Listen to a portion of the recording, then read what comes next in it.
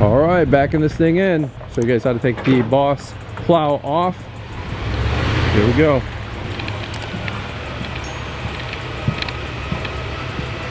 All right. Right there is pretty good. There you go. All right, so here's what we're gonna do on today's video, guys. We're going to show you how to unhook a BOSS 9.2 plow, and we're gonna do this in about 5 minutes or less in case you're in a pinch trying to get it on or take it off. And the reason being, winter's almost over for a bunch of guys down south, and up north we got a couple weeks left. So new BOSS plow for us, so I also want to make a video for my guys so they know how to take it off if there's ever a pinch. So Ryan, really quick, if you can put the plow, let me see that remote. We're going to put this in float mode, double down, and we are going to show you guys how to take this off. Ryan, you want to actually help out and hop out for me? I'm sorry, in the job description it said that all I had to do was just sit. So sit in the truck and plow? Correct. All right, so we are in the first step here, and Ryan, I'm teaching you as well. Yeah. Bring the plow all the way back into scoop mode, right? So it sees how it's all the way pointed forward. So we bring those wings all the way back in. Number two, we're going to take those gold rings, and we're going to, behind those plugs. Yep, right there, and we're going to twist that to the other side towards you. There you go. We got one on that side. Oh! Watch your shoulders. Watch your shoulders. And there you go. And that is going to unlock the plow. And then in theory, we should be able to pull that pin right out. Now sometimes if it's jammed up or stuck, we'll use the up and down on the plow to take a little bit of pressure off of those pegs. So go ahead and pull that. Let me do this really quick. Oh, we put the plow in float. So one more time, actually, put it back into green mode. Just to do a quick up and then a quick down. All right, go ahead, put it down. There you go. All right, so we had the double down in red one more time. So pull that peg, it should come on out. If not, we'll use this. There we go. There you go. And what we're doing is using the frame of the plow that is taking the pressure off of those pegs. Let me get you on the other side. It's funny, it's almost a two-person job, even though it's only a one-person job. All right, there you go. Now, before you guys get all excited, and by the way, we backed in here. Typically, you're going to just drop this off at the front of your garage. So before you get all excited that the plow just went backwards, Ryan, what do you think the next step would be? Unhook the wires. Dude, great guess. I'm actually really proud of you. That's awesome, because the very first time I did this, just drag it by the wires. I started backing up. I'm like, hallelujah, we're done. Let's go cut some grass. And really quick, I'll show you guys how this. We're gonna do this so you get some training in. So we have our power, which is the 2, the red and black on the left. Yep. Pull those apart. All right, and then here's the deal. We're not gonna take the 13 pin off because that thing's a pain in the butt. It's already at a diagonal. It's the worst connection ever made in the history of mankind. But it is what it is. And if you guys want a quick tip on how to connect the 13 pin, here's what I'll tell you. Try not to. No. Try not to. That's why when you hook this thing up in October, November, you don't take them off, right? But for real, the biggest thing is when you are putting it into the 13 pin, both connections in, don't rock it in, don't roll it in. Does that make any sense? Like, they have to connect straight on. Yeah. Like so you head can't on. do one end and then go in. You have to.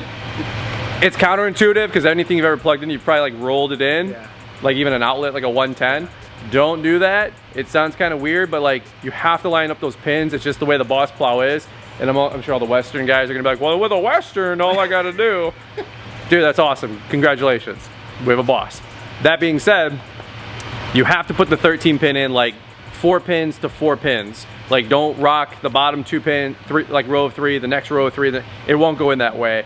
And also, be careful not to move those pins around with like a flathead screwdriver too much because you start shimmying those around.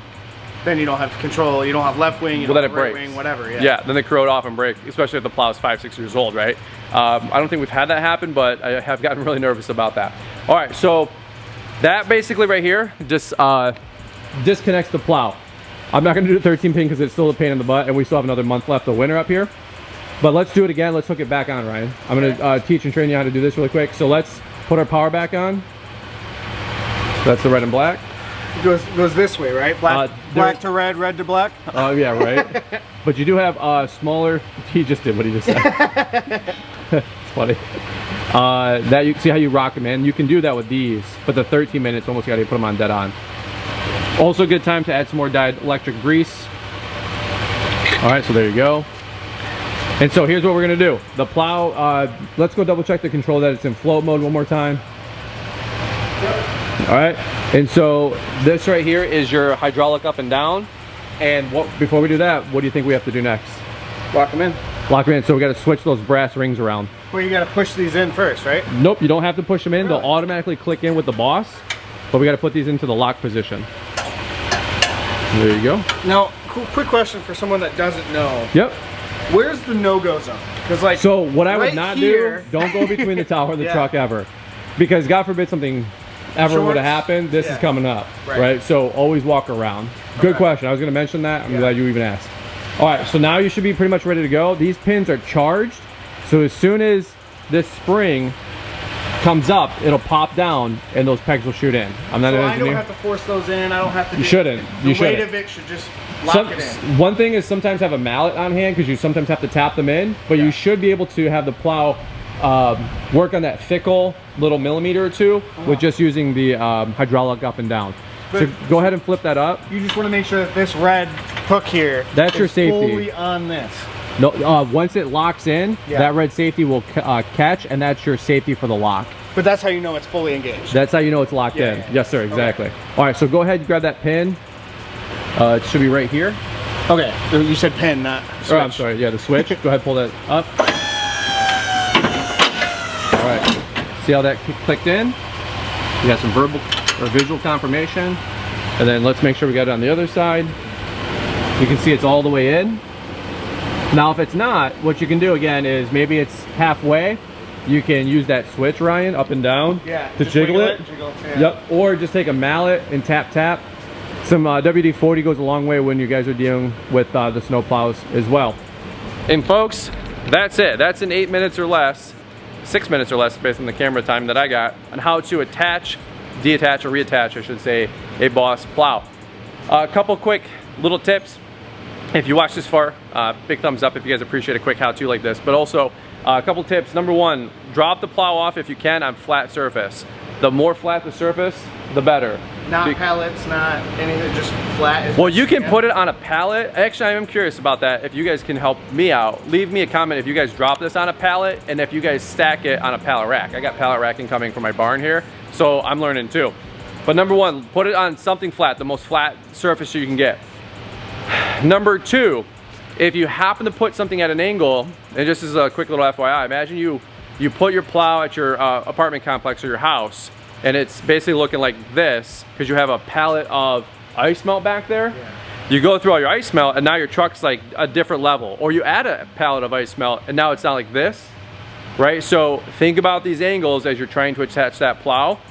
And that's why in my truck, another quick little tip, is get a $70 little Craftsman or car automotive jack, a little 1-ton, 2-ton jack. You can get them for 100 bucks, and keep that in the bed of your truck or in the back floor of the interior of your truck, because sometimes you'll have to put the car jack on the frame down there where Ryan's pointing. All right, and you might have to jack that up a little bit to get under the teeth, or over the teeth, I should say, for your truck mount.